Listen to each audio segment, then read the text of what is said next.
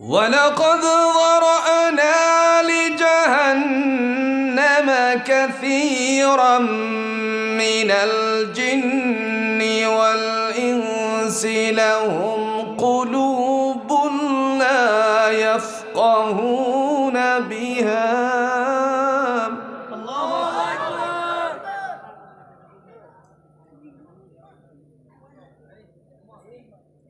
ولهم أعين لا يبصرون بها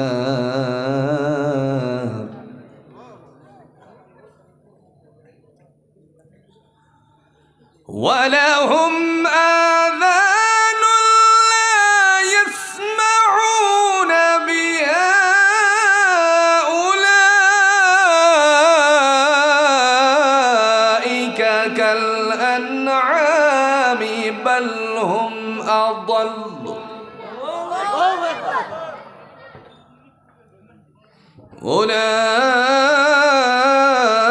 أولئك هم الغافلون.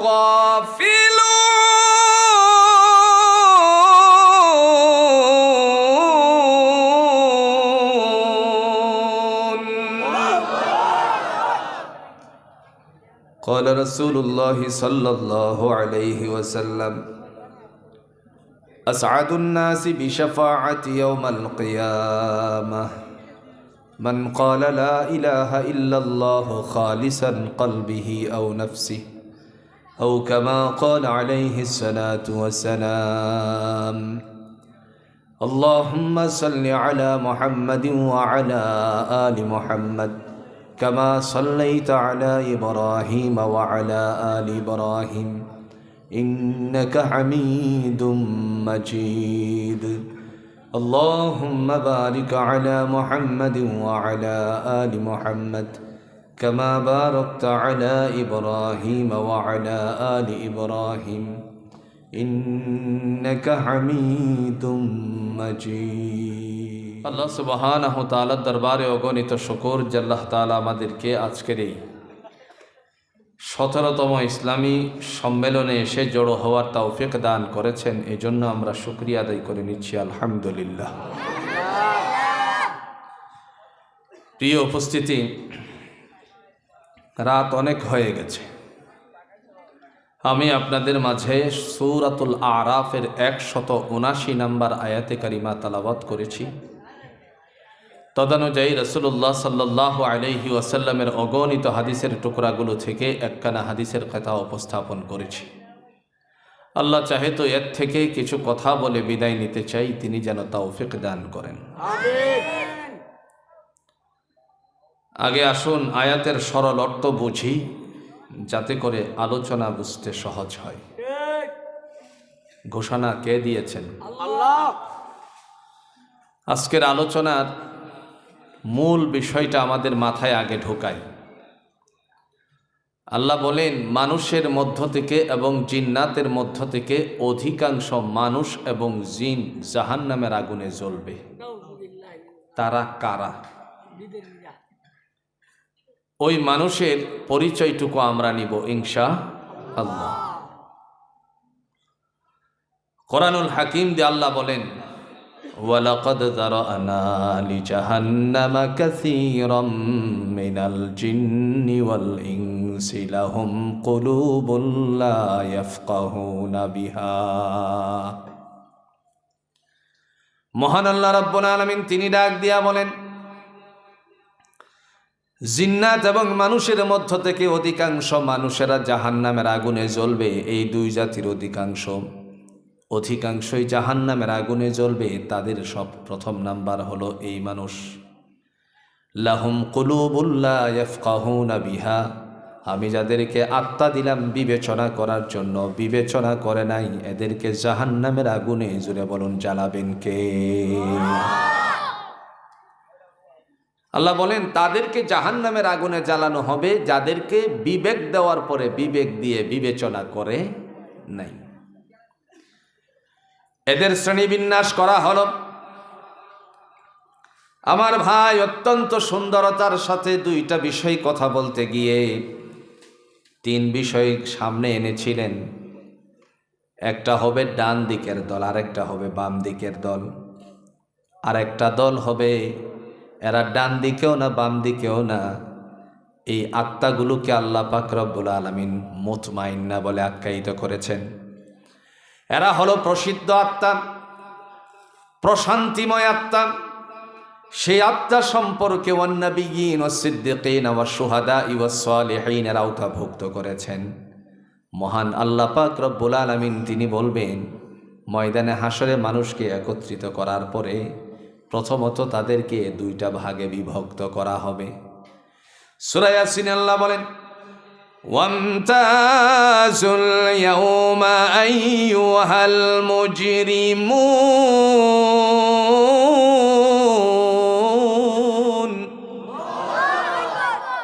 আল্লাহ রাব্বুল আলামিন তিনি ডাক দিয়া বলেন, বাধ্যগত দল থেকে অবাধ্যচারী দলেরা পৃথক হয়ে যাও। তার মানে হলো এক দল হবে বাধ্যগত, আরেক দল হলো অবাধ্যগত।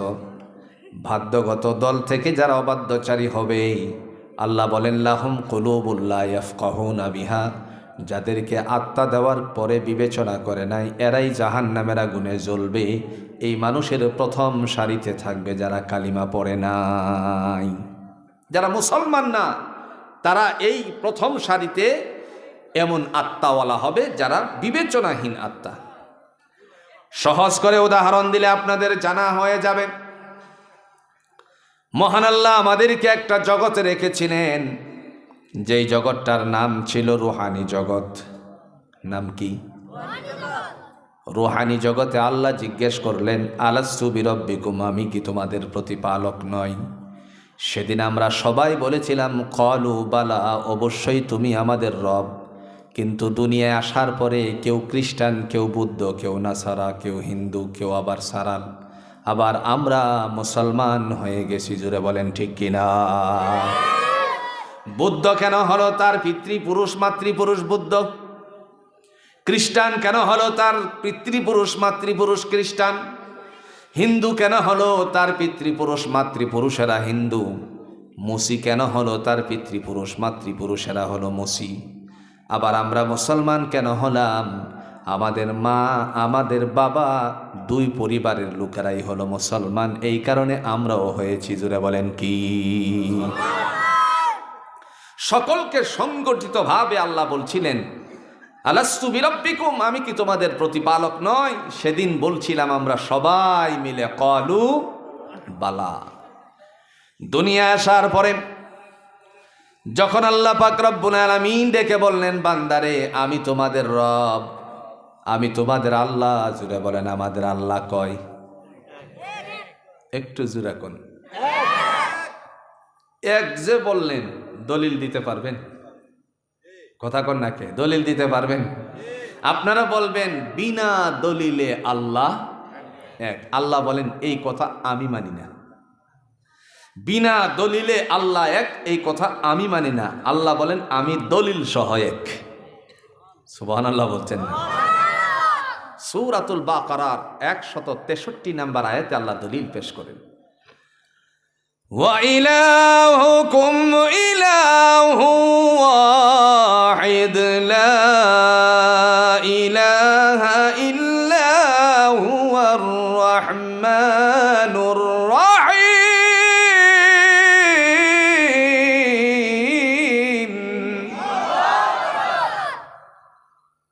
বুঝছি, দীর্ঘদিন ধরে আওয়া নাই তো লেগে সাউন্ডটা আপনারা কমাই দিছেন। মনে মনে করতেছেন আইবাই না আর সাউন্ড পারবো। হ্যাঁ, আগে অহরহর আসতাম তো, এই জন্য সাউন্ডটা সিন বেশি। আচ্ছা ঠিক আছে, দেন আগামী 11 তারিখেও আপনারা রাসমিতা আয়াম তো সাউন্ড বাড়াইবেন না ইনশাল্লাহ? তো দেখি আরেকবার, ওয়া ইলাহুকুম ইলাহু ওয়াহিদ লা ইলাহা ইল্লা হুয়ার রাহমানুর রাহিম।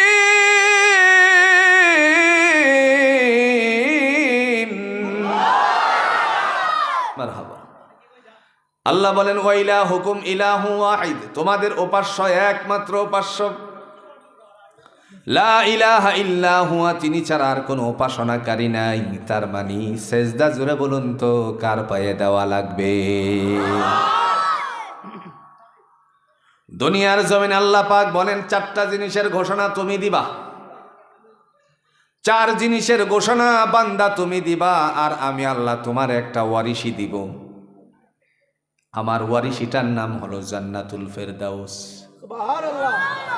দলিল আছে? কথা কোন দলিল আছে? উলাইকা হুমুল ওয়ারিসুন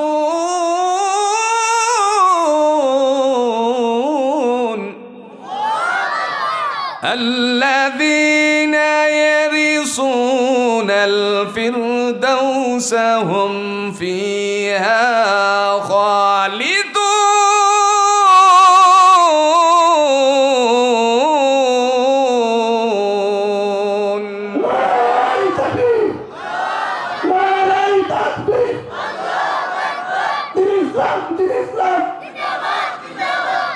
মহান আল্লাহ রাব্বুল আলামিন বলেন, এরাই হলো আমার ওয়ারিশি পাওয়ার যোগ্য।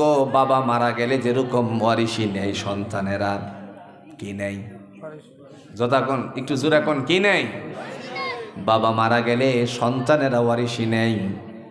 তবে আপনাদের কাছে আমি বিনীতভাবে একটা আবদার রেখে যাই। আপনারা আমার প্রাণের মানুষ, আপনারা আমার হৃদয়ের মানুষ। আপনাদের কাছে একটা বিনীত আবদার রেখে যাই। পিতা আসি আমরা, মারা গেলে পরে নিজেদের ছেলেদেরকে দিব, মেয়েদেরকে কোনো সময় বঞ্চিত করব না। রাজি আছেন ইনশাল্লাহ? বন্ধু, আপনি যত বড়ই বুজুর্গ হন না কেন, আমলের দফতরে আপনি যত বড়ই ইমানদার হন না কেন, আমলদারি হন না কেন, কিন্তু আপনার সন্তানদের ছেলেদেরকে দিলেন, মেয়েকে দিলেন না, আপনি সব জায়গায় আল্লাহর ঘাটিতে ধরা পড়ে যাবেন। সুতরাং মেয়েটাও আমার, মেয়েটাও আপনার। মেয়েটারেও জুড়ে বলুন তো তার হক আদায় করা দরকার আছে কিনা? কোনো ভাই যদি তার বোনের হক আদায় না করে, কোনো ভাই তার বোনের হক নিয়ে যদি কোনো ধরনের চালচতুরি করে, তাকেও আল্লাহর দফতরে জবাব দিতে হবে। দুনিয়ার জমিনে পিতা মারা গেলে যেরকম ওয়ারিশি নেয়, আল্লাহ বলেন বান্দারে আমিও তোমাদের কাছ থেকে, তোমাদের কাছেও আমি ওয়ারিশিটা দিয়ে দিব। সেই ওয়ারিশিটার নাম হলো জান্নাতুল ফেরদাউস। তোমরা কেবলমাত্র 4টা ঘোষণা দিবা। কয়টা? কোরআন দিয়ে আল্লাহ বলেন ইন্না সালাতি ওয়া নুসুকি ওয়া মাহইয়ায়া ওয়া মামাতি লিল্লাহি রাব্বিল আলামিন। আল্লাহ বলেন বান্দা যখন বলবে আল্লাহ আমার নামাজ, আমি যে সেজদাটা এর সাথে পড়েছি, আমি যে ফজরের সময় সেজদাটা করব, আল্লাহ এই সেজদা কেবল তোমার জন্য। বান্দা এই কথা ঘোষণা দিয়ে সেজদা যখন করে, আল্লাহ বলেন ওয়াসজুদি ওয়াক্তারিব, বান্দারে সেজদা দিলে আর আমি আল্লাহ তোমারে আমার নিকটেতে নিয়ে আসি। আমার নামাজ কার জন্য? একটু জোরে এখন না, কার জন্য? আল্লাহর জন্য।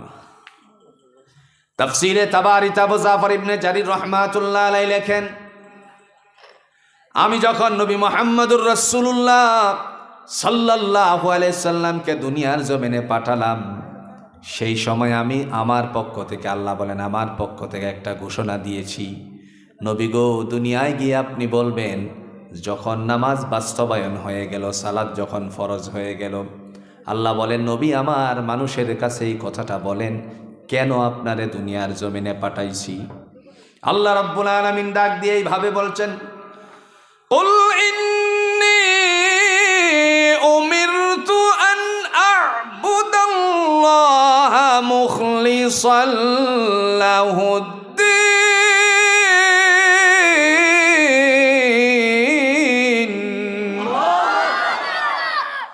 আল্লাহ বলেন কেন আপনাকে পাঠালাম আপনি বলুন। নবীজি বলেন কুল, এই কথাটা হলো আল্লাহর। কুল, ও নবী আপনি বলুন। রাসূল বলতেছেন ইন্নী উমিরতু, আমি আদিষ্ঠিত হয়েছি, আন আ'বুদাল্লাহ মুখলিসাল লাহুদ্দিন, আমি আদিষ্ঠিত হয়েছি নিষ্ঠার সাথে কেবল আল্লাহর গোলামি করার জন্য। সুবহান। বন্ধু আমার, দুনিয়ার আয়ুষ্কাল আস্তে আস্তে করে শেষের পথে। আপনি মনে মনে চিন্তা করবেন না অনেক সুখে আছি, আসলেই আমার সুখ নাই। কারণ আজ নাসার বিজ্ঞানীরা একত্রিত হয়ে বলছে দুনিয়ার চন্দ্র সূর্যের কক্ষপথগুলো আস্তে আস্তে করে তারা নিজেদের পথ অতিক্রম করছে, ভিন্ন দিকে ডাইভার্ট হচ্ছে। পৃথিবীটা যে অবস্থানে ছিল স্থিরতার, পৃথিবী আস্তে আস্তে করে হালতে শুরু করেছে। বহু আগে আপনারা শুনেছিলেন, পত্র পত্রিকায় এসেছে, আবার ঘূর্ণিঝড় কেন হয় তারও একটা ব্যাখ্যা তারা দিয়েছেন। আল্লাহ জমিনটারে কিছু প্লেটের উপরে রেখে দিয়েছেন, কিছু প্লেটের উপরে। আপনারা শুনেছেন চীনে ভূমিকম্প হয়েছে, জাপানে ভূমিকম্প হয়েছে। বাংলাদেশের সিলেটের অঞ্চলের সাইড দিয়ে আস্তে আস্তে করে তারা গবেষণা করে দেখছে প্লেটগুলো তাদের নিজস্ব জায়গা থেকে একটু সরে যাচ্ছে। যদি প্লেটগুলো সরে যায়, মহান আল্লাহ পাক বলেন এই জায়গার থেকে সরে গেলে পরে পৃথিবীটা আস্তে আস্তে করে তার আয়ুষ্কাল হারাবে। এই জন্য দুনিয়ার থেকে যাওয়ার আগে আল্লাহর জন্য আমাদের নিবেদিত হওয়া দরকার আছে কিনা? বলতে পারেন আপনারা কোন সময় কিয়ামত হবে ওটা আমার দেখার কোনো সুযোগ আছে? ঠিক আছে, আপনার দেখার সুযোগ নাই, কিন্তু একটা সময় তো আপনার চোখের সামনে আগন্ত। সেই চোখের সামনে আগন্তর বিষয়ে সাহাবীদেরকে নিয়ে রাসূলুল্লাহ সাল্লাল্লাহু আলাইহি ওয়াসাল্লাম আলোচনা করছিলেন। লোকেরা এসে প্রশ্ন করলো, ইয়াসআলু আইয়ানা ইয়াউমুল কিয়ামা, নবী গো কিয়ামত কখন হবে? কিয়ামতের বিভীষিকাময় অবস্থা সম্পর্কে কোরআনুল হাকিমে আল্লাহ পাক রব্বুল আলামিন একটা সূরা নাজিল করেছেন, যেই সূরাটার নাম হলো সূরাতুল কিয়ামা। প্রশ্ন করেছেন কিয়ামত কখন হবে? নবীজি বলেন ফাইদা বারিকাল বাসর, আত্মাটা যখন, তার মানে চক্ষু যার যেদিন বন্ধ হয়ে যাবে তার জন্য কিয়ামতটা সেদিনেই হয়ে যাবে। ঠিক কিনা বলেন? মৃত্যু যার যেদিন তার জন্য কিয়ামতটাও সেদিন। বড়টা দেখার কোনো সুযোগ নেই, আগেই তো আমরা নাই। প্রিয় ভাইয়েরা আমার, আজ আমরা এখানেই যারা উপস্থিত হয়েছি, কোটি কোটি টাকার মালিক যদিও কেউ হয়ে যায়, এই যে আমাদের আত্মাটা ভিতরে আছে, আল্লাহ কেন বললেন লাহুম কুলুবুল লা ইয়াফকাহুনা বিহা? যাদেরকে আত্মা দিলাম বিবেচনা করার জন্য, তার আত্মা দিয়ে বিবেচনা করে নাই। এই যে আল্লাহ আমাদের ভিতরে আত্মা দিয়েছেন, কোটি কোটি টাকার মালিক যদি কেউ হয়ে যায়, এই বিন্দু পরিমাণ বডিটার মূল্য তার নাই। একবার নিজেরে চক্ষুটারে বন্ধ করে বিবেচনা করে দেখবেন, আমাদের মৃত্যু হয়ে গেলে পরে কোনো হসপিটালে এখান থেকে একটা লাশবাহী গাড়ি দিয়ে আনবে, ফ্রিজিং গাড়ি, কথা কোন ঠিক কিনা? অথবা যদি মনে করেন গ্রামে মারা যায়, এই সময় যেই ঘরটার ভিতরে, যেই ঘরের ভিতরে আপনি বিবিরে নিয়ে বসবাস করতেন, যদি আমার বেলায় হয় ঠিক একই অবস্থা। বলবেন এত সুন্দর করে বিবিরে নিয়ে বসবাস করতেন, কিন্তু এই বিবি বলেন তো এই কথা কি বলবে এ রাতটা আজকে মৃত্যু অবস্থায় আমার এখানে থাকুক, আমি ওনার একটু দেখি? কথা কন না কেন? মারা যাওয়ার সাথে সাথে কান্নার রুল পড়ে গেলে পরে লোকেরা জড়ো হয়ে আসতে করে দেখা গেল আপন গৃহ নির্মাণ করার সেই কত সুন্দর বাড়িটা বানানোর পরে এখান থেকে আস্তে করে বের করে যেই বিছনার মধ্যে ছিলাম সেই বিছনার থেকে বের করে বাহির বাড়িতে রেখে দিবে, অথবা উঠানে রেখে দিবে। কথা কোন ঠিক কিনা? আল্লাহ বলেন বান্দারে তোমার বডিটার কোনো মূল্য নাই, মূল্য কেবল, জুড়ে বলুন তো কিসের? আত্মার। যতদিন কল্প অন্তরকরণ ভিতরে আছে ততদিন আপনার সমাজ হাতে নিবে, জাতি হাতে নিবে, আপনার মহল্লার মানুষের কাছে প্রিয় থাকবেন, আপনার পরিবারের কাছে আপনি প্রিয় থাকবেন। মৃত্যুর সাথে সাথে আমাদের সব দরজাগুলো বন্ধ হতে থাকবে। কথা কোন ঠিক কিনা? এই জন্য আল্লাহ রাব্বুল আলামিন ডেকে বললেন ওই আত্মা তারাই জাহান্নামের আগুনে জ্বলবে যাদেরকে আমি কালিমার দৌলত দিয়েছিলাম কিন্তু তারা কালিমা পড়ে নাই। তাদেরকে জাহান্নামের আগুনে, জোরে বলুন, জ্বালাবে কে? দলিল আছে? কথা কন না কে? দলিল আছে? দলিল والذين كفروا وكذبوا بآياتنا أولئك أصحاب النار أولئك أصحاب النار هم فيها خالدون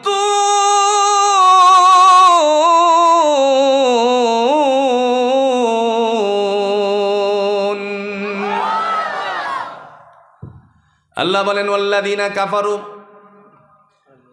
আর ওই সমস্ত অবাধ্যচারীর দল, তার মানে আবু জাহেলের দল। কার দল? ওয়াকাযযাবু বিআয়াতিনা, যারা আমার কোরআনকে মিথ্যা ব্যবহার করেছে, উলাইকা আসহাবুন নার, তারা হলো জাহান্নামবাসী। হুম ফিহা খালিদুন, আর সেখানে জাহান্নামে অনন্তকালের জন্য তাদেরকে পাঠিয়ে দিবে কে? যাও, তোমরা আর জায়গা নাই, এখান থেকে চলে যাও।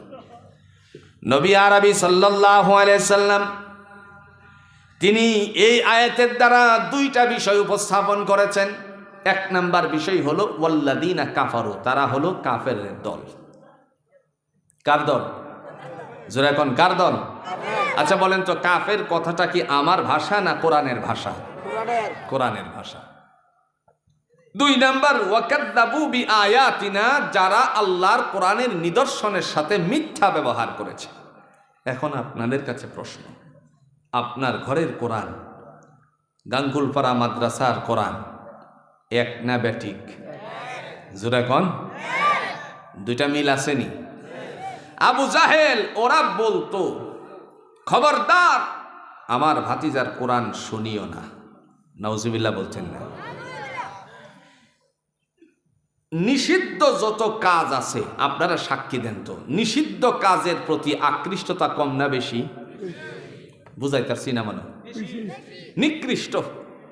আবার নিষিদ্ধ কাজের প্রতি আকৃষ্টতা বেশি না কম? বেশি। আচ্ছা উদাহরণ দিলে বুঝবেন। এই ধরেন একটা পানির বোতল, এই পানির বোতলটাকে একটা টিস্যু দিয়ে খুব ভালো করে মুড়ায়, এরপরে কিছু কাপড় দিয়ে এটারে মোড়াইছে, পরে সুন্দর করে কষ্টি মারিয়া একটা ছোট্ট শপিং ব্যাগের ভিতরে দিয়ে দিছে ভাতিজারে। ভাতিজা তুমি যাও, এই বোতলটা তোমার বড় চাচার কাছে পৌঁছায় দাও। বোতলটা বড় চাচার কাছে পৌঁছানোর সময়ে খবরদার রাস্তায় কিন্তু তুমি এটা খুলবা না। কি বলছে? একটু জোরে এখন কি বলছে? রাস্তায় কি করবা না? খুলবা না। এখন ভাতিজার মনে জাগ্রত হইল, কি ব্যাপার, চাচা আমার এটা বলল কেন? কি দিছে এটার ভিতরে? নিশ্চয়ই কোনো সমস্যা আছে, কারণ বড় চাচার একটা অভ্যাস আছে বোতল মারার। এই যে কথা কয় না রে, বোতল মারা বুঝেন না? মানে এক বোতল মাইরিয়া মনে করেন করতে দিতে আইতাছে, পরে রাস্তার মধ্যে বড় এক গাছ পায়া করতেছে। কথা কই না কে আসেনি? আমার ভাষাটা বুঝতে আসেননি? তো এলার একটু এরকম অভ্যাস আছে আর কি। এই সময় বোতল নিয়ে যাওয়ার পথে সে চিন্তা করতেছে, নিশ্চয়ই বোতলের ভিতরে বড় চাচার কাছে মাল ফাটাইছে। কথা কন না কেন? আসলে কি আছে? জোরে এখন কি আছে? পানি। রাস্তা ধরে যখন তার বাড়িতে গেল, চাচা হাত থেকে নেওয়ার পরে ভাতিজা বলতে লাগলো, চাচা আমার মনে একটা প্রশ্ন আছে। বলল, তোমার মনে আবার কিসের প্রশ্ন? মুহূর্তের ভিতরে ডাক দিয়ে বলছে, চাচা, ছোট চাচা আমারে বলে দিয়েছে যেন এই বোতলটা না খুলি, বোতলের ভিতরে কি আছে আপনি আমাকে বলতে হবে। চাচা বলল, বড় চাচা বলল, আরে বোকা, বোতলের ভিতরে তোর ছোট চাচা পানি দিছে। পানি কি দিছে? চাচা আপনি আমার লগে মিথ্যা কথা কইতাছেন। আসলে কি মিথ্যা? কথা কন না কে? মিথ্যা করে এটি কি কস? তোর লগে আমি মিথ্যা কথা কইতাম কে? চাচা আপনি তো জানুন আমি বিশ্বস্ত লোক। ছোট চাচা কি কারণে না করলো এটার ভিতরে কি আছে না দেখার জন্য অবশ্যই কোনো কারণ আছে। আমার দয়া করে আমার সামনে খুলুন, আর না হলে রাস্তা দিয়ে যায় আমার কয়াম মাল দিয়েছি। কথা বুঝছেননি? এই চিন্তায় ছোট চাচা কথা মনে করে এবার বড় চাচাই বলে রাখ। খুললো বোতলটা শপিং ব্যাগ থেকে, খুলে কষ্টিপ বের করলো, মানে এটা কষ্টিপটাও খুললো, কাপড় বের হয়েছে, কাপড়ও খুলছে। খোলার পর দেখলো টিস্যু দিয়ে মোড়ানো, টিস্যুও খুলছে। খুললে বাইর করছে কি? জোরে কোন কি বাইর করছে? পানি। দেখ দেখ রে, কথা কোন এরকম আছে কিনা? কচ্ছা চাচা আমার তো দোষ নেই গে। ছোট চাচা দেওনের সময় কি কারণে বললো যে এইটা রাস্তায় খুলবে না? আমার তো সন্দেহটা আকৃষ্টতা এখানেই বাড়ছে। কথা কোন? আবু জাহেল কয় তোমরা আমার ভাতিজার কোরআন শুনিও না। উতবা, সাইবা, ওয়ালিদ ইবনে মুগিরা তিনজনে মিললে বন্ধু, তিন বন্ধু মিলে বলে কেন নিষেধ করলো? কারণ আছে মনে, একবার শোনা দরকার আছে। সুবহানাল্লাহ কইতেন। কেমনে তারা বলছিল, নিষেধটা কেমনে করছিল আবু জাহেলে? وقال الذين كفروا لا تسمعوا لهذا القرآن والغوا فيه لعلكم تغلبون।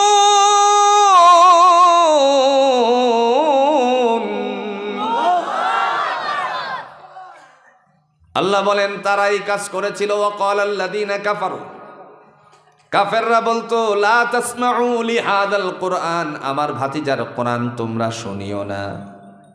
কেন জানো রে? এই কোরআন শুনিও না, যদিও কান পর্যন্ত শোনাতে সক্ষম হয়, দিল পর্যন্ত যেন না পৌঁছাই, এই কারণে ঘোষণা দিয়ে বলল ওয়ালগাউ ফীহি লাআল্লাকুম তাগলিবুন, সেখানে তোমরা হট্টগোল সৃষ্টি করিও। এই যে তারা হট্টগোলের কথা বলল, নিষিদ্ধ বলে দিল, এই মুহূর্তে উতবা, সাইবা, ওয়ালিদ ইবনে মুগিরা তারা যখন চিন্তা করলো কি আছে কোরআনের ভিতরে দেখার উদ্দেশ্যে যখন গেল, কানটা লাগালো আল্লাহর নবী কি পড়ে শোনার জন্য। তিনি পড়ছিলেন যালিকাল কিতাবু লা রাইবা ফীহি, এটা এমন একটি গ্রন্থ যার মধ্যে সন্দেহের অবকাশ নাই। মুহূর্তের মধ্যে তাদের দিলের ভিতরে জাগ্রত হয়ে গেল, নিঃসন্দেহে এই আবু জাহেল এই কারণে নিষেধ করেছে। সত্যিকার অর্থে যদি কিতাব খুঁজতে হয়, আসমানি কিতাব তার ভাতিজার উপরে নাজিল হয়েছে, এই জন্য তারা নিষেধ করেছিল।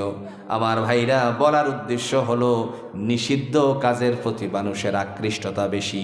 আল্লাহ রাব্বুল আলামিন ডাক দিয়া বলেন লাহুম কুলুবুল লা ইয়াফকাহুনা বিহা, আমি যাদেরকে আত্মা দিলাম, আত্মা দিয়ে বিবেচনা করে নাই, এই মানুষগুলো জাহান্নামের আগুনে জ্বলবে। আর ওই আত্মা জাহান্নামে কশ্চিনকালেও জ্বলবে না, যেই আত্মা হলো আল্লাহর পক্ষ থেকে মার্জিত আত্মা।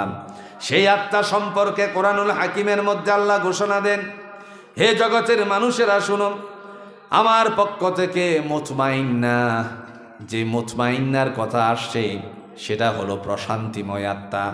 আল্লাহ বলবেন ইরজিই ইলা রাব্বিকি রাদিয়াতাম মারদিয়া, আল্লাহ বলবেন ইরজিই, ফিরে আসার কথা বলা হলো, রবের দিকে ফিরে আসার কথা বলার পরে তাকে জান কবজ করবে অত্যন্ত শান্তিময়ের সাথে। সেই সময় আল্লাহ পাক রব্বুল আলামিন বলবেন তাদের ওই আত্মাগুলোকে জাহান্নামের আগুনে জ্বালাবে। দুনিয়ার জমিনে নিজের জন্য পছন্দ করত, কিন্তু অপরের জন্য পছন্দ করত না, এরকম আত্মাওয়ালা মানুষ জুড়ে কন্ত দুনিয়া আছে কিনা?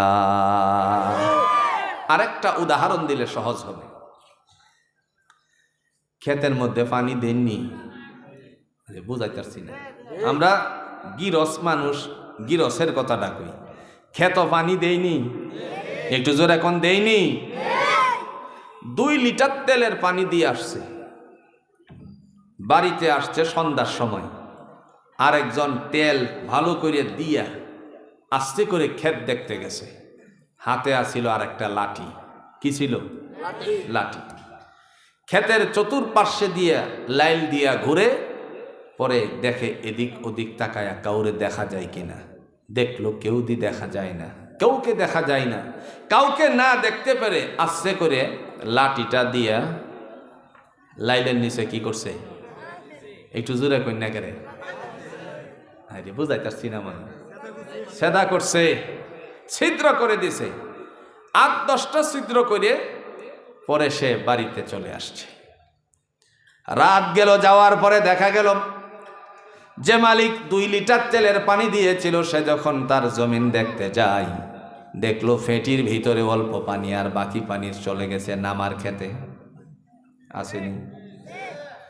দৌড়ে আসছে বাড়িতে। ওই মানুষের বাড়িতে গিয়ে বলল, কিরে তুই আমার ক্ষেতের পানি চাললে কেন? হ্যাঁ, মাথায় হাত দেখো। আস্তাগফিরুল্লাহ ভাই সাহেব, আপনি আমার এই কথাটা কইতেন লাইন, আপনি কি করে কইলেন আপনার ক্ষেতের পানি ছাড়ি দিছি? আমার ক্ষেত যে পানি নাই গিয়া, মানে মাথা ধরছে না, কথা কই না করে কে ধরছে? ভাই সাহেবের ভিতরে ফেস লাগছে, তাইলে নি হ্যাঁ এই কামটা করছে না তো কিরে তো পানি গেল কেমনে? ভাই সাহেব কার হানি গাতা হইয়াছে, কথা কই না করে। এরকম মানুষ মনে হয় বাংলাদেশও নাই, আর আসমিতা তো করে একজনও নাই, আলহামদুলিল্লাহ। এমন সময় ডাক দিয়া বলল, কার হানি গাথা করছে? আসল কারটা কেডা? একটু জোরে কন্যা কেডা? নিজে ওই লাড়ি দিয়া ফোটা করছে। দুনিয়ার জমিনে নিজেরটারে পছন্দ করে, অপরেরটা না। আরেক শ্রেণীর মানুষ আছে, দেখা গেল ঘাস কাটতে যায়, বস্তা নিয়ে যখন ঘাস কাটতে যায়, এরকম মানুষ আছে কিনা?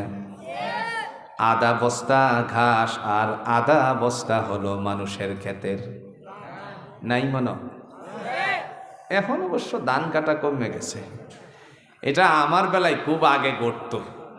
এই জ্বালায় সব ক্ষেত পতন দিয়া লাগছে, কথাটা বুঝছেন না? হাইরে বরার বন্ধের ক্ষেত কেটা যা দেখতো, পরে যখন একদিন যাইয়া দেখি যে এক পুনা নাই, গেছে গা মানুষের গরুর পেট। এরকম মানুষ নাই বাংলাদেশও? তা আমি যখন যাই তখন কয়েকজন ফিসে ফিসে যা, ভাই আপনার কেটটা কাটটা করে শেষ করে হচ্ছে, মানুষের তো কেত একটু আউনও লাগে, কথা বুঝছেন না? মানে চিন্তা করে দেখলাম কাডার সদস্যের মধ্যে কি তুইও আসস নাকি, কারণ জানে তো আমি যাই না, এই চিন্তা করে সব ক্ষেত পত্র যা। কিন্তু বছর শেষে যখন মাপ দেওয়া হলো, আল্লাহ পাক বলেন, বান্দারি তোর রুজি নষ্ট করার জন্য অন্যরা চেষ্টা করছে, আমি আল্লাহর নাম হলো রাজ্জাক, রিজিক দাতার। জোরে বলুন তো মালিককে। মাপ দেওয়ার পরে দেখা গেল 2 কেজি দানও কম হয় নাই, পারলে 2 কেজি বেশি হয়েছে। কে দিছে? আগের বছর কাইটটা নিছে না, ভালো আছেন, কিন্তু শিলা বৃষ্টি মাইর খাইছে। এবছর কাইটটা নিছে ঠিক আছে, কিন্তু শিলা বৃষ্টি হয় নাই, ধান ঠিক মতোই হয়েছে। এখন বাড়ছে না কমছে? যারা এখন বাড়ছে না কমছে? বাড়িয়ে দিছেন। কে বাড়িয়ে দিছেন? এরকম মানুষ বাংলাদেশে নাই। নিজেরটারে খুব মূল্যবান 100, অপরেরটা একটুও না। রাসূল আরবি সাল্লাল্লাহু আলাইহি সাল্লাম বলেন, তুমি তোমার জন্য যা পছন্দ করো, অপর ভাইয়ের জন্য তা তুমি ব্যবস্থা করো। এই জন্য আল্লাহ বলেন, লাহুম কুলুবুল লা ইয়াফকাহুনা বিহা, যাদেরকে আমি আত্মা দিলাম, আত্মা দেওয়ার পরে বিবেচনা করে নাই, এই আত্মাকে আল্লাহ বলেন জাহান্নামের আগুনে নিক্ষেপ, জোরে বলেন করে দিবেন কে? মহান আল্লাহ রাব্বুল আলামিন আরো ডাক দিয়া বলেন, বান্দারে এই যে আপনাদের পশ্চিম আসমিতা জামে মসজিদ, এই মসজিদে যে সুন্দর করে মাথাটারে ঠেকালেন, পূর্বে বলেছেন একমাত্র আল্লাহর পায়ে সেজদা করতে হবে। দুনিয়ার জমিনে আল্লাহ ছাড়া আর কাহারও পায়ে সেজদা করার মতন জুরে কন্ত আছে নাকি? কত খাসি মুরগি আর কত কিছু নিয়ে যে গেল, বুঝছি না? এমন আমার কথা না। পাগলা বাবার দরবার শরীফের দান করে যান, যার বাপে করে দান, তার জিয়া করে দান, যার পুতে করে দান, তার দেখছেন, বাপে করে দান, পুতে করে দান, মায়ে করে দান, জিয়া করে দান, এই যে কারবার। ওমা উঠতেছেন করে দান শুরু করে দিছি নাকি? তো এই অবস্থা, দরবারে দান চাইছে। এই 2024 সালের গণ অভ্যুত্থানের পরে আমরা দেখেছি কত যে কবর ভাঙছে, কিন্তু মাজারওয়ালারে খুঁজে আর পাওয়া যায় না। একটু জোরে কন্যাকে পাওয়া গেছে। কিন্তু ইমানদার মুমিন মুত্তাকিন আমলে সালিহা করেছিল, ওই মানুষের কবরের মধ্যে আল্লাহ পাক তার লাশটাকে অক্ষত অবস্থায় রেখে দেন। ইতিহাসের পাতায় স্বর্ণাক করে লেখা আছে, আল্লাহ মুমিন ইমানদার ওলিদের কবরকে জিন্দা ওলি হিসাবে রেখে দেন, মানে বডিটারে সতেজ রেখে দেন। আল্লাহ পাক রব্বুল আলামিন ডাক দিয়া বলেন, বান্দারে আমার পায়ে সেজদা ছাড়া আর কোনো জায়গায় সেজদা করার কোনো সুযোগ নাই। দুনিয়ার সব গুনাহ মাফ হয়ে যেতে পারে, কিন্তু আল্লাহ পাক একজনের কিছু গুনাহ মাফ করে না। তারা হলো ওই মানুষ যাদের অন্তরকরণের মধ্যে আল্লাহর সাথে শরীক করছে। ওই আত্মাওয়ালারে আল্লাহ মাফ করে না যারা শিরিক করছে। কি করছে? দলিল আছে, আল্লাহ কোরআন দিয়ে সূরাতুন নিসাতে দলিল পেশ করেন, ইন্নাল্লাহা লা ইয়াগফিরু আন ইউশরাকা বিহি ওয়া ইয়াগফিরু মা দুনা যালিকা লিমান ইয়াশা ওয়া মান ইউশরিক বিল্লাহি ফাকাদ ইফতারা ইসমান আযীমা।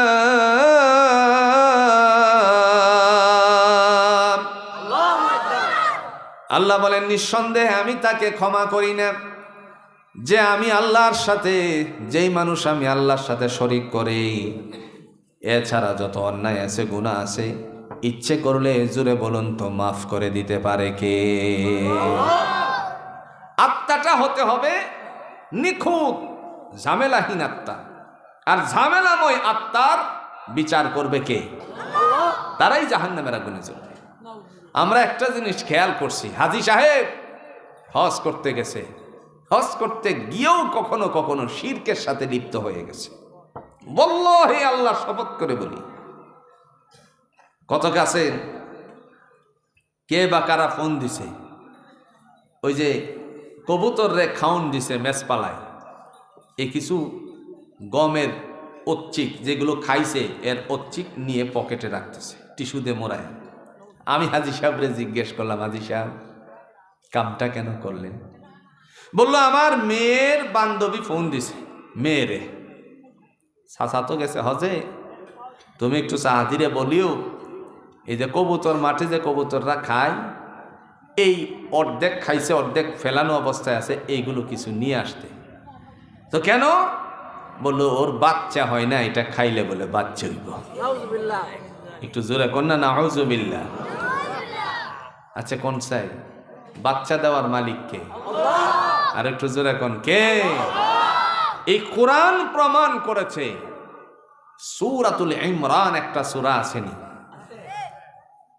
ইমরান একজন নবী ছিলেন, সন্তানের জন্য উনি যখন বিয়ে করলেন দীর্ঘ বছর সংসার করলো, কিন্তু সন্তান হয় না।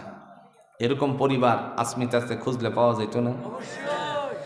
যখন সন্তান হয় না, একদিন ইমরান পত্নী, তার নাম ছিল হান্না, আল্লাহর কাছে সেজদায় পড়ে বলতেছে, আল্লাহ অনেক দিনের সংসার, দয়া করো না তুমি, আমার কোলটা একটু সন্তান দ্বারা ভরে দাও, আমি অনেক অসহায়।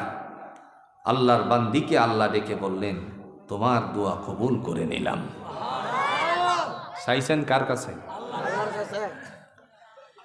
এরপরে ইমরান পত্নী যখন সন্তান গর্ভে আসছে, অনুভব করেছেন, হঠাৎ করে আল্লাহকে ডাক দিয়ে বলতেছেন, আল্লাহ যেহেতু তুমি আমার কথা শুনছো, সেহেতু তোমার জন্য আমার এই সন্তানকে বাইতুল মুকাদ্দাসের জন্য হাওয়ালা করে দিলাম।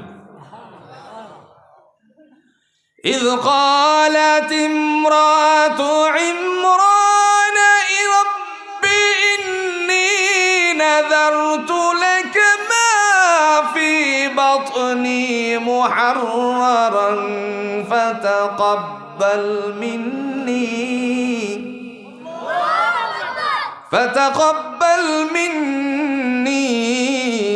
إنك أنت السميع العليم.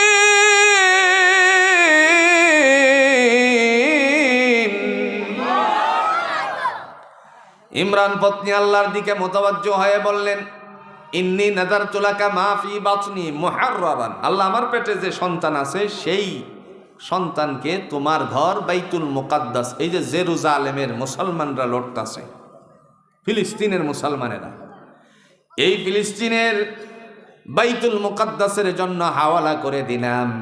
হুর বামানা আজাদ মুহাররারান বলার উক্ত হলো, আমি তারে মুক্ত করে দিলাম। ফাতাকাব্বাল মিন্নি, আল্লাহ তুমি আমার দোয়া কবুল করো। সুবহানাল্লাহ। আল্লাহ বলে কবুল। যখন বলছেন কবুল করলাম, সাথে সাথে আল্লাহ বান্দি শান্তি অনুভব করতে লাগলেন। পৃথিবীতে সন্তান আসার উপক্রম হলো, প্রসব ব্যথা শুরু হয়ে গেল, এরপরে শেষ পর্যন্ত প্রসব করলো কন্যা সন্তান। তিনি বলতেছেন, আল্লাহ তুমি তো জানো ছেলের তুলনায় কন্যা সন্তান দিয়ে কতটুকু মসজিদের খেদমত হবে।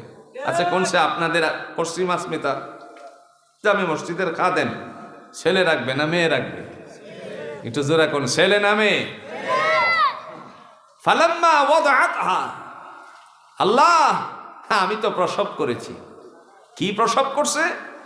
ওয়াদাআতুহা উনসা, মেয়ে প্রসব করছে। ওয়াল্লাহু আ'লামু বিমা ওয়াদাআত ওয়া লাইসা যাকারু কাল উনসা, আল্লাহ তুমি তো জানো ছেলে সন্তানের তুলনায় মেয়ে সন্তান দ্বারা মসজিদের কেমন খেদমতটা হবে। যেহেতু মান্নত করেই ফেলছি, মেয়েই হয়েছে আর ছেলেই হয়েছে, যেটাই হয়েছে আমি তার একটা নাম রাখি। ওয়া ইন্নী সাম্মাইতুহা মারইয়াম, আল্লাহ আমি তার নাম রাখলাম মরিয়ম। ওয়া ইন্নী উঈযুহা বিকা ওয়া যুররিয়াতাহা মিনাশ শাইতানির রাজীম, তোমার কাছে আরেকটা প্রার্থনা, তার পরিবারস্থ যারা সে সহ আসবে, অর্থাৎ সে সহ তার ঔরস থেকে যত সন্তানাদি আসবে তাদেরকে তুমি বিতাড়িত শয়তান থেকে হেফাজত করে নিও। আল্লাহ কো এটাও কবুল। কথা বলার উদ্দেশ্য হলো সন্তান নাই সেটাও চাইতে হবে। জুড়ে বলেন কার কাছে? এজন্য ভাইয়েরা আমার, দুনিয়ার জমিনে আল্লাহ ছাড়া আর কোনো রাস্তা নাই। যে রাস্তায় চললে পরে আল্লাহকে পাওয়া যায়, সেই রাস্তার একটা জায়গার নাম হলো মসজিদ। নাম কি? দুনিয়ার জমিন আল্লাহ পাক রব্বুল আলামিন বলছেন, যেহেতু মসজিদ ভিত্তিক মাহফিল, আল্লাহ বলেন হে জগৎবাসী শোনো, তোমার জন্য আমার পক্ষ থেকে ফায়সালা। নবীজি ঘোষণা দিয়েছেন, রাজুলুন কলবুহু মুআল্লাকুন বিল মাসাজিদ, ওই আত্মার কথা বললেন যেই আত্মা মসজিদের সাথে মিশ্রিত থাকবে, কিয়ামতের ময়দানে আল্লাহর রহমতের ছায়াতলে তাদেরকে আশ্রয় দান করে দিবেন। আল্লাহ বলবেন আসো, হাসরের মাঠে বলবেন আসো, উপস্থিত হলো। আল্লাহ কয় যেহেতু মসজিদের সাথে তোমার দিল ছিল, আজকে আমার নবী ওখানে ঘোষণা করছিল যাদের দিল মসজিদের সাথে মিশে থাকবে, আমি আল্লাহর পক্ষ থেকে রাসূল বলছিলেন হাসরের মাঠে সেই মানুষগুলোকে আল্লাহ সম্মানিত করবেন। সেহেতু আজকে আমার থেকে তোমাদের হাতে ডান আমলনামা দিয়ে দেওয়া হবে। কোন হাতে? জোরে জোরে কোন হাতে? দেখেন, আমলনামাটা নিয়ে কালি বসবে, এমনি আল্লাহ একটা ডাক দিয়ে বলবে, কে খবর কি? আব্দুল্লাহর বাপ। আবার এখানে আব্দুল্লাহর বাপ থাকলে মনে করেন না ফেস লাগায়েন না, আবার কি পাইছেন পড়েন, আব্দুল্লাহর বাপ পড়বে এইভাবে, আল্লাহ এইভাবে ডাকটা দিবে। فأما من أوتي كتابه بيمينه فيقول هاؤم اقرءوا كتابيه। আল্লাহ বলবেন যাদের ডান হাতে আমলনামা চলে গেছে, তোমাদের হিসাব নিকাশ নিজেরাই পড়ো। যখন পড়তে থাকবে আর মুস্কি হাসি দিয়ে বলবে ইন্নী জনান্তু আন্নী মুলাকিন হিসাবিয়া, আল্লাহ আমি জানতাম আমাকে হিসাবের সম্মুখীন করা হবে, সেই কারণে আমি তোমার মসজিদে গিয়ে রাসূলের কথা অনুযায়ী মাথা টেকাইছি, সেজদা মারছি। বন্ধু, আল্লাহর কাছে প্রিয় হওয়ার জন্য সেজদা ছাড়া আর কোনো বিকল্প নাই।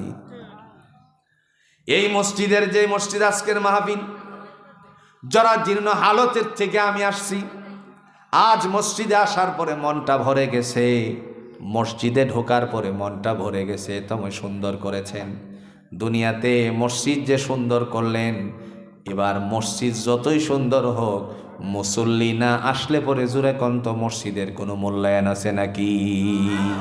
মসজিদ সুন্দর হয় মুসল্লি দিয়ে। কি দিয়ে? মুসল্লি দিয়ে মসজিদ সুন্দর হয়। অনেক বড় মসজিদ কিন্তু মুসল্লি নেই, এরকম মসজিদ বাংলাদেশে আছে কিনা কোন? কিন্তু এমন সময় দেখা যায় ফজরের কনকনে শীতে অনেক মসজিদ আছে ভরপুর হয়ে যায়, এই মসজিদের সাথে মুসল্লিদের হৃদয়টা লেগে আছে। আল্লাহ পাক তাদেরকে ডান হাতে আমলনামা দিয়ে তারপরে ধন্য করে দিবেন। তিনি বলবেন فَأَمَّا مَنْ أُوتِيَ كِتَابَهُ بِيَمِينِهِ فَسَوْفَ يُحَاسَبُ حِسَابًا يَسِيرًا।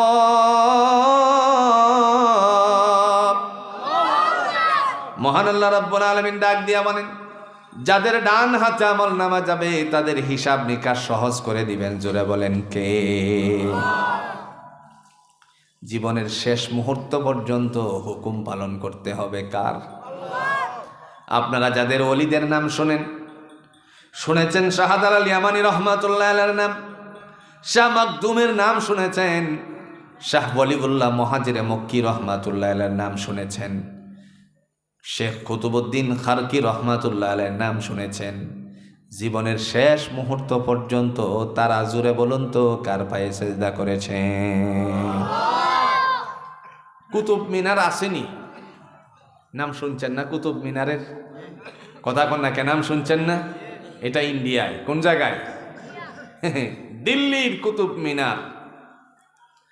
আল্লাহর বান্দা তিনি যখন মৃত্যুর পূর্ব মুহূর্তে দুনিয়ার জমিন থেকে বিদায় হয়ে যাবেন, এই সময় তার একজন শাগির্দ ছিল, তারে ডাক দিয়ে বলছে, আল্লাহর বান্দা তুমি আমার জানাজা পড়াবা, খবরদার খবরদার, এই সময় তুমি কিন্তু প্রকাশ করো না আমার কিছুই। কুতুবউদ্দিন খারকি রহমাতুল্লাহি আলাইহি কত বড় আল্লাহর ওলি ছিলেন। বান্দা রাত যখন হয়ে যেত তখন আল্লাহর সামনে দাঁড়িয়ে দাঁড়িয়ে তারপরে চোখের পানি ছাড়তেন। হযরত ওমর ইবনুল খাত্তাব রাদিয়াল্লাহু তাআলা আনহুর জীবন ইতিহাস তালাশ করলে আপনারা হজ করতে গিয়ে একজন সাহাবীর কবর জিয়ারত করেছেন অনেকেই। তিনি ছিলেন জিন্নুরাইন, হযরত ওসমান গনি রাদিয়াল্লাহু তাআলা আনহু। জান্নাতুল বাকিতে যিনি শায়িত আছেন, জান্নাতুল বাকিতে ঢোকার সাথে সাথে ডান দিকে 10,000-এরও অধিক সাহাবীর কবর আছে। সুবহান। যেই সাহাবী সম্পর্কে রাসূল বলেছেন, আসহাবি কান্নুজুম ইকদিদাইতুম বিইহদিদাইতুম, আমার সাহাবীরা হলো আকাশের নক্ষত্রের মতন, যাদের সম্পর্কে আল্লাহর নবী ঘোষণা দিয়েছেন তাদেরকে যদি তোমরা অনুসরণ করো, তার মানে তাদের পথটা যদি বেছে নাও, তাহলে আল্লাহ তোমাদেরকে হেদায়েত দান করে দিবেন। আমার ভাইরা, কোরআনুল হাকিমে মহান আল্লাহ পাক রব্বুল আলামিন একখানা আয়াত নাজিল করেছেন সূরাতুল বাকারার 2 নম্বর পৃষ্ঠায়। 1 নম্বর আয়াতে বলছেন, উলাইকা আলা হুদাম মির রাব্বিহিম ওয়া উলাইকা হুমুল মুফলিহুন। আল্লাহ বলেন তারাই হলো সুপথপ্রাপ্ত, এরাই হলো কামিয়াব। তারা এরা কারা? কথা বুঝছেন? তারা এরা কারা? এই কথার ব্যাখ্যা করছেন অন্য আয়াত দিয়ে। তারা হলো 4 শ্রেণী। এক শ্রেণী হলো ওয়ান্নাবিয়িন, আরেক শ্রেণী হলো ওয়াসিদ্দিকিন, নবীদের সাহাবীরা সিদ্দিকিন। 3 নম্বর ওয়াসশুহাদা, 4 নম্বর ওয়াসসালিহিন, নেককার, শহীদগণ, আসহাবগণ, আর হলো নবীগণ। এই 4 শ্রেণীর মানুষ হলো হেদায়েত প্রাপ্ত। জোরে কোন সুবহানাল্লাহ। আল্লাহ পাক রব্বুল আলামিনের হাবিব তিনি এই ঘোষণা দেওয়ার পরে ময়দানে তাদের জন্য ফায়সালা করা হবে। সেদিন মানুষেরা ইয়া নাফসি করে দৌড়ার পরে আল্লাহ বলবেন, যাদের ডান হাতে আমলনামা চলে গেছে তোমরা জান্নাতে চলে যাও। কেমনে নিবে? নেওয়ার একটা পদ্ধতি আছে না? কথা কন্যাকে পদ্ধতি আছে না? এই পদ্ধতিটা একটু দেখাই। স্কুলের মধ্যে মাঝে মধ্যে প্রতিযোগিতা হয়, ক্রীড়া প্রতিযোগিতা নাম দিছে। 100 মিটার দৌড় হয় কি হয় না? একজন লেফরি বাঁশি নিয়ে দাঁড়িয়ে আছে, ফু দেওয়ার আগে 2-4 জন প্রতিযোগী উঠে দৌড় মারে, হয় কি হয় না? এই সময় আল্লাহ বলবেন ওই দিনে হাসরের মাঠে, যাও তোমরা যাও, ইশারা মারবে আর তারা দৌড়বে। وسيق الذين اتقوا ربهم إلى الجنة زمرا حتى إذا جاءوها وفتحت أبوابها وقال لهم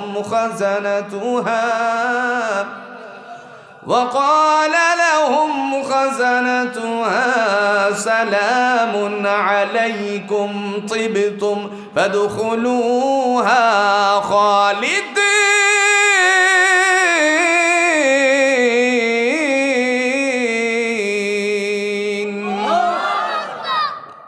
আল্লাহ বলেন ওয়াসিকাল্লাযীনা ইত্তাকাউ রাব্বাহুম ইলাল জান্নাতি যুমারা, যাদেরকে আল্লাহ বলবেন যে আত্মাটা ছিল মুতমাইন্না, প্রশান্তিময় আত্মা, তাদেরকে আল্লাহ বলবেন তোমরা দলে দলে জান্নাতের ভিতরে প্রবেশ করো, কারণ তোমরা দুনিয়াতে আমি আল্লাহকে ভয় করে আহকামাতগুলো পালন করেছিলে। এখানে আমার অনেক বোনেরা এসেছেন, প্রিয় বোনেরা আমার, দুনিয়ার জমিনে 2 কারণে মানুষেরা ধরা খেয়ে যাবে। এক কারণে পুরুষেরা ধরা খাবে, আরেক কারণে নারীরা ধরা খাবে। পুরুষেরা ধরা খাবে সম্পত্তির মোহে পড়ে, আল্লাহকে ভুলে, এরকম লোক নাই? নারীরা ধরা খাবে সন্তানের কারণে, সন্তানের মোহে পড়ে আল্লাহর কাছে ধরা খাবে। প্রশ্ন হলো কিভাবে ধরা খাবে? সন্তান ছোট প্রস্রাব করে দিয়েছে, সত্য প্রবাহ শুরু হয়ে গেল, মনে করেন প্রস্রাব করে সমস্ত কাপড় ভিজিয়ে দেয়, তখন মহিলারা চিন্তা করে কেমনে নামাজটা পড়ব, কেমনে পড়বেন? বিপরীতটা আল্লাহ বলে দিয়েছেন, যদি এই কারণে আমি আল্লাহ থেকে দূরে সরে থাকেন জবাব দিতে হবে। জুড়ে বলুন কার কাছে? দলিল সূরাতুল মুনাফিকুনের 2 নম্বর পৃষ্ঠার মধ্যে আল্লাহ এইভাবে ডাকটা দিয়েছেন, ইয়া আইয়ুহাল্লাযীনা আমানু লা তুলহিকুম আমওয়ালুকুম ওয়ালা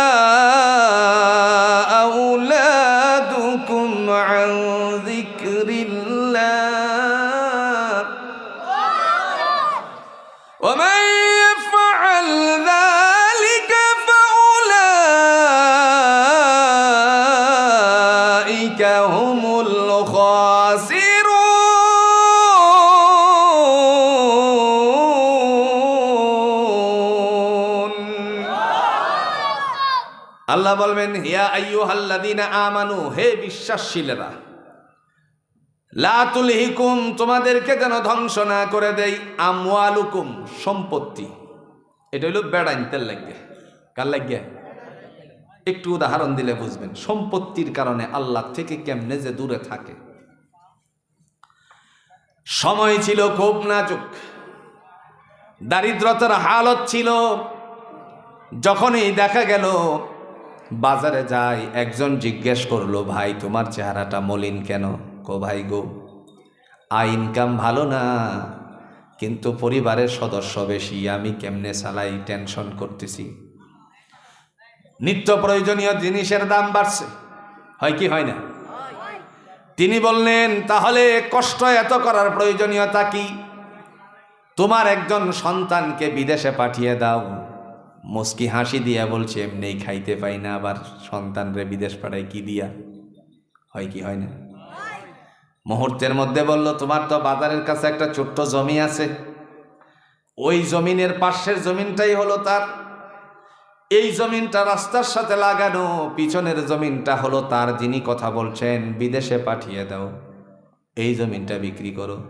তাহলে তোমার সন্তান বিদেশে গেলে সিঙ্গাপুরে কামাই রুজি রোজগার করতে পারলে কটিয়াদিরে তো 5 তলা বাড়িও বানাতে পারে। কারণ তার মাথার চিন্তা হইল, তোর ক্ষেতটা লাগিয়ে আমার ক্ষেতটা বড় করতাম পারতেছি না, দামে বিক্রিও করতাম পারতেছি না। এরকম মানুষ নাই গে বাংলাদেশ? শেষ পর্যন্ত তার কথা শুনলো, বলতেছে ভিসা দিবে খেতে। আরে আমার শালা সিঙ্গাপুর আছে, আমি বলবো না ভিসা দিতে। শেষ পর্যন্ত শ্যালকরে বলল, ভিসা একটা বাউ করতে পারবেনি, রেডি করতে পারবা? হ্যাঁ। কেন দুলাভাই, কেন ভাই সাহেব, কেন? আমার বাড়ির পাশে একজন লোক আছে, খুব ভালো মানুষ, তারে নিলে সহজ হয়, গরিব মানুষ, অনেক সওয়াব পাইবা। আসল সওয়াব হলো তার ক্ষেতটা বড় করা। কথা কই না কেরে? ঠিক আছে ভাই সাহেব, ভিসা একটা বন্দোবস্ত করলো, পাঠিয়ে দিল। এখন জমিন রেজিস্ট্রি করে দিল, বাকি টাকা সে নিয়ে গেল। ছেলে বিদেশে যাওয়ার পর সিঙ্গাপুরে গিয়ে ঠিকই সুবিধা করলো। বাবার কাছে 1 মাস পরে বা 3 মাস পরে যখন তার বেতন হাতে আসলো, 1 লক্ষ টাকা করে বেতন আসার পরে বলছে, আব্বা আপনি যান, আমার এলাকার কোনো একজন বুঝবান মানুষকে নিয়ে আপনি একটা ব্যাংকে গিয়ে অ্যাকাউন্ট করুন। তারপরে ব্যাংকে অ্যাকাউন্ট করলো। এরপরে 1 লক্ষ টাকা ব্যাংকে ছেড়ে দিল। বাপেরে ফোন দিয়ে বলছে, আব্বা এই যে গোপন নাম্বার দিলাম, গিয়ে 1 লক্ষ টাকা উঠাতে পারবেন এই নাম্বারটা দেখিয়ে। তখন ওই আল্লাহর বান্দা চলে গেল, 1 লাখ টাকা হাতে নিয়ে ঘরে আসলেন। ঘরে রেখে আসমিতা বাজারে যাওয়ার পরে মুস্কি মুস্কি হাসি দেয়। এই সময় কেউ যেন জিজ্ঞেস করে, সাসা মনে খুব আনন্দ নাকি? বাতিজা আয়ো আয়ো। চলে গেল সার দোকানে। সার দোকানে গিয়ে যারা আসিল তাদেরকে বললো, এই সবাই রে চা দাও। কি দিত? কথা কন নাকি? কি দিত? আরেকজন কইতাছে, কি গো ভাই, এটা গাজীপুরে ভাষাটা দিলাম আর কি। ও ভাই সামনে কি নির্বাচন করবেন নি? না ভাই, নির্বাচন কেমনে করি? তোমার ভাতিজা বিদেশ থেকে 1 লাখ টাকা বেতন পাঠাইছে। কোথায় নাকি? কহা। এ সময় মুয়াজ্জিন কো, আল্লাহু আকবার, আল্লাহু আকবার। মুয়াজ্জিনের আযান শুরু হয়ে গেল। আসমিতা বাজারে আযান শুরু হয়ে গেল। আপনাদের পশ্চিম আসমিতা জামে মসজিদেও আযান শুরু হলো। তিনি যে গল্প গুজারির মধ্যে লাগছেন, দেখা গেল 1:30টা বাজলো, তার গল্পের কোনো শেষ পাওয়া। এই সময় গল্প বাড়তে আছে, 3টা বেজে গেছে। ঘরের থেকে মেয়ে ফোন দিয়ে বলতেছে, আব্বা আপনি কি দুপুরে খাবেন না নাকি? কোথায় আছেন? বাজারে আছি, আইতাছি। যখন দেখা গেল সেখান থেকে বাড়িতে আসলো, আসার পরে দেখলো গরুটা তার শরীর নষ্ট করেছে লেদা দিয়ে। এরকম হয় কি হয় না? গরুটা গোসল করাতে হবে, নিজেও গোসল করে নাই। গরু গোসল করাতে করাতে দেখা গেল আল্লাহর বান্দা আসমিতা, পশ্চিম আসমিতার মসজিদ থেকে আজানের ধ্বনি আবার উচ্চারিত হলো। কিসের? আরো জোরে, আসরের। এই সময় সে গোসল করা বাকি, গোসল করলো। শেষ পর্যন্ত আল্লাহর বান্দা আস্তে আস্তে করে খানা খাওয়া দরকার, খানা খাইলো। এই দিক দিয়ে আসরও শেষ হয়ে গেল। প্রথম নাম্বারে যখন তার পয়সা ছিল না, তখন প্রথম কাতারের মুসল্লি ছিল। যেহেতু সন্তানেরা অনেক পয়সা কামাই করছে, এখন আর তার মসজিদের প্রথম কাতার কেন, শেষ কাতারেও দাঁড়ানোর সময় মিলে না। এরকম মানুষ জুড়ে কণ্ঠ খুঁজলে পাওয়া যাবে কিনা? আল্লাহ এদের ব্যাপারে বলেন, ইয়া আইয়ুহাল্লাযীনা আমানু, হে বিশ্বাসশীলেরা, ঈমানদারেরা, লা তুলহিকুম, তোমাদেরকে যেন ধ্বংস না করে দেয়, আমওয়ালুকুম, তোমার সম্পত্তি। আর যে বোন বাচ্চা কোলে ছিল, এই বাচ্চা বারবার প্রস্রাব করে, কাপড় ভিজিয়ে দিয়েছে, অজুহাত পেশ করেছে, কাপড় ভিজিয়ে দিয়ে বাচ্চা আমার সেই কাপড়টারে নষ্ট করে দিয়েছে। আল্লাহ বলেন, ওয়ালা আউলাদুকুম আন যিকরিল্লাহ, তুমি সন্তানের অজুহাত পেশ করেছ, এ দুই কারণে যারা আমি আল্লাহর শরণ থেকে দূরে থাকে, ওয়া ইয়াফআল যালিকা ফাউলাইকা হুমুল খাসিরুন, আল্লাহ বলেন এরাই হলো ক্ষতিগ্রস্ত। ধমকটা জুড়ে বলেন দিয়েছেন কে? বন্ধু, ক্ষতিগ্রস্তের তালিকাতে আমরা থাকতে চাই না। রাজি আছি তো ইনশাআল্লাহ? আর একটা ক্ষতিগ্রস্তের কথা বলি। আমরা এখানে যারা আছি অনেকে গার্জিয়ান আসেনি, কথা কন না, কে আসেনি? গার্ডিয়ান আজকে যারা এসেছি, আমাদের একটা বড় দায়িত্ব ভাই। আহা, ছেলে স্কুলে গেছে না, এই ছেলেটারে আপনি না কতই মারছেন না, কথা কন না, কে মারছেন না? ছেলে মাদ্রাসায় গেল না, এই ছেলেটারে আপনি কতই না ধমকাইছেন, বাড়ির থেকে বের করে দিয়েছেন দৌড়ায়া, কিন্তু আপনার ছেলে জাহান্নামে চলে যাচ্ছে, আপনি তারে রক্ষা করলেন না। যদি জিজ্ঞেস করি আপনার ছেলেকে কত ভালোবাসেন, আপনি বলবেন আমার প্রাণের চেয়েও বেশি ভালোবাসি। আমি বলবো আপনার সন্তানকে অরিজিনাল আপনার প্রাণের চেয়ে বেশি ভালোবাসেন না। তার কারণ আপনার সন্তান অনায়াসে জাহান্নামের দিকে চলে যাচ্ছে, একবারও তাদেরকে আপনি আদেশ করলেন না। কোরআনুল হাকিম আল্লাহ বলেন, ওয়া আমুর আহলাকা বিসসালাহ, তোমার সন্তানকে, তোমার পরিবারদেরকে নামাজের জন্য তাগিদ করো। হজ করতে গিয়ে আপনারা লক্ষ্য করেছেন একটা বাচ্চা হলো কুশিয়ারের মধ্যে। কুশিয়ার বুঝেন তো? এই তুই কথা কইস না, হ্যাঁ কালি প্যাস লাগায়, যেখানে যাই কালি হেরে দেখি গে আগে পেয়ে। আমার ভাইরা, এক বাচ্চা হলো কুশিয়ারের মধ্যে, আরেক বাচ্চা আপনার ছোট, এটার হাতের মধ্যে একটা বেল্ট পরে তার কোমরের মধ্যে আটকায় রাখছে, যাতে করে সে এই জায়গাতে হারিয়ে না যায়। এখন প্রশ্ন হলো, এত ছোট বাচ্চারে নিয়ে কেন সে আসলো মসজিদে? এর কারণ শুধু একটাই, আল্লাহর কোরআন বাস্তবায়ন করতে। আল্লাহ বলেন, ওয়া আমুর আহলাকা বিসসালাত, তোমার সন্তানদেরকে নামাজের জন্য আদেশ করো। আজ থেকে 30 বছর আগের ইতিহাস আমরা ভুলে গেছি। 30 বছর আগে দাদা ঘরের ভিতরে যখন যাই নামাজে দাঁড়ায় নামাজ পড়তো, ছোট্ট নাতিটাও দাদার লগে রুকু করত, কথা কন না কেন? ছোট নাতির দাদার সাথে রুকু করেছে, দাদা পড়ছে সুবহান রাব্বিয়াল আযীম, নাতি দাদার মুখটার দিকে তাকিয়ে আছে আর চিন্তা করে দাদা মুখ লড়াই কেন, সে কিছুই জানে না, তারপরেও ঠোঁটটা নড়াচড়া করত। আল্লাহ পাক রব্বুল আলামিন তার ঠোঁট নড়াচড়াকে এত বেশি পছন্দ করেন, যার কারণে আল্লাহ বলেন এরাই আগামী দিনের নামাজি হয়ে যাবে। ঠিক না বলেন? দাদার নামাজ দেখে নাতি রুকু করত, সেজদা করত, ছিল না এই যুগটা? আর এখন দাদার চোখ রঙিন চশমা। কি চশমা? বন্ধু, কোনো বিনোদনের জন্য বলছি না, এটাই বাস্তবতা। রাসূলুল্লাহর আদেশের সাথে দেখেন, দাদার চোখে রঙিন চশমা, সার দোকানে একজনে লাগাইছে 16 ইঞ্চি, একজনে 24 ইঞ্চি, আর একজনে কয় এই ইঞ্চি টেঞ্চি ছোট চলবে না, হ্যাঁ একেবারে 42 ইঞ্চি।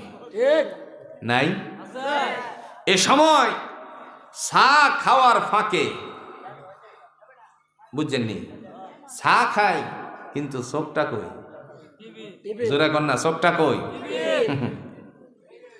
এই যে চাইছে, চাওয়ার মধ্যে ফাতিও মারে না, মনে মনে আছে কইতাছে, কই আসলে রে এতদিন, আমার কোমরটা পড়ছে, পরে তুই আইসস, কথা কন না কেন?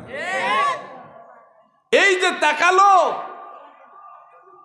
এই তাকায়া তাকায়া দেখে আর চিন্তা করে, আহা আগের সময়ে তোরা আসলি না রে। বন্ধু, একবার চিন্তা করুন, যে সময় ওখানে পার করছি আমরা, সে সময় যদি আল্লাহর একটু নামটা বলতাম, সুবহানাল্লাহি ওয়া বিহামদিহি, সুবহানাল্লাহিল আযীম, সুবহানাল্লাহি ওয়া বিহামদিহি, সুবহানাল্লাহিল আযীম। নবীজি বলেন সকিলাতান ফিল মিজান, বুখারী শরীফের শেষ হাদিস। সকিলাতান ফিল মিজান হাবিবাতান মিনার রহমান। মিজানের পাল্লা ভারী করে দেওয়া হবে, আল্লাহর কাছে বান্দারে প্রিয় করে নেওয়া হবে যারা তসবির গোটা কিংবা আঙ্গুলের মধ্যে গিরায় গনে গনে বেশি বেশি করে পড়ে সুবহানাল্লাহি ওয়া বিহামদিহি সুবহানাল্লাহিল আযীম। পারবো না ভাই? কথা কন্যাকে পারবো না? আমার আপনার সকলের জন্য আল্লাহর নবী বলে গেছেন যারা এই তাসবিহগুলো পড়বে আল্লাহ তার মিজানের পাল্লাটা ভারী করে দিবে। আল্লাহর কাছে ওই মানুষকেই প্রিয় করে নেওয়া হবে যারা বলবে সুবহানাল্লাহি ওয়া বিহামদিহি সুবহানাল্লাহিল আযীম। তবে আরেকটা কথা বলি, যেটা না বললেই নয়, অনেক সময় আমরা তাসবিহ পড়ি কিন্তু তাসবিহটা তাসবির মতো করে পড়ি না। এই যে দেখেন তাসবির গুড়া টানতেছে, আরেকজনের সাথে গল্প করতেছে, এই কাজ কোনো সময় করবেন না ভাই। তাসবির গোটা টানা বন্ধ রাখুন যদি আপনার কথা চলে অন্যের সাথে। অনেক সময় আমরা দেখেছি ফোনে গল্প করতেছে আবার তসবির দানাও টানতেছে। বহু মানুষ আছে ওয়াল্লাহি বিল্লাহি তাল্লাহি তার তসবির গোটা টানার কোনো মূল্য আল্লাহর কাছে নাই। তাসবিহ পড়বে একগ্র চিত্তে আল্লাহর জন্য নিবেদিত হয়ে, চোখ দিল, চোখের মধ্যে থাকবে পানি, দিল থাকবে আল্লাহর দিকে রুজু। রাসূল বলেন বান্দা একবার বলবে লা ইলাহা ইল্লাল্লাহ, একবার বলবে লা ইলাহা ইল্লাল্লাহ। আল্লাহ বলেন ফেরেশতাদেরকে ডেকে, ও আমার ফেরেশতারা, আমার বান্দা আমার জন্য নিজের জীবনটাকে উৎসর্গ করে দিয়ে আল্লাহর ডাকে সাড়া দিয়েছে। আল্লাহ আমাদেরকে সেই দিন বুঝে আমল করার তৌফিক দান করে। সকলে এই বসেন বসবেন, উঠবেন না উঠবেন না উঠবেন না, পয়সা না দিতে পারেন, খাতা দেখছেন তো উঠে পড়ছেন। এই জন্যই আমি কালেকশনও যাই না, দেন বা না দিন 10 মিনিট আপনাদেরকে একটু বিরক্ত করি, 10 মিনিট, কিন্তু আপনারা উঠবেন না। বন্ধু কার জন্য এইগুলো? আমি যতটুকু মনে করি আমি দুনিয়াতে মুমিন মুত্তাকিনের দফতরে নাম ওঠাতে হলে নিঃসন্দেহে তার 3টা গুণ থাকতে হবে। কয়টা গুণ? আরো জোরে বলেন, কয়টা গুণ? 3টা গুণ। এই 3 গুণের 1 নাম্বার গুণটা হলো আল্লাযীনা ইউমিনুনা বিল গায়ব, যারা অদৃশ্যের উপর বিশ্বাস স্থাপন করে আল্লাহ ছিলেন, আছেন, থাকবেন। 2 নাম্বার গুণ হলো ওয়া ইউকিমুনাস সালাহ, যারা নামাজ কায়েম করে তারা হলো এই গুণে গুণান্বিত মুত্তাকি হওয়ার জন্য। 3 নাম্বার ওয়া মিম্মা রাযাকনাহুম ইউনফিকুন, আমি তোমাকে যা রিজিক দিছি তার থেকে আমি আল্লাহর রাস্তায় ব্যয় করবে।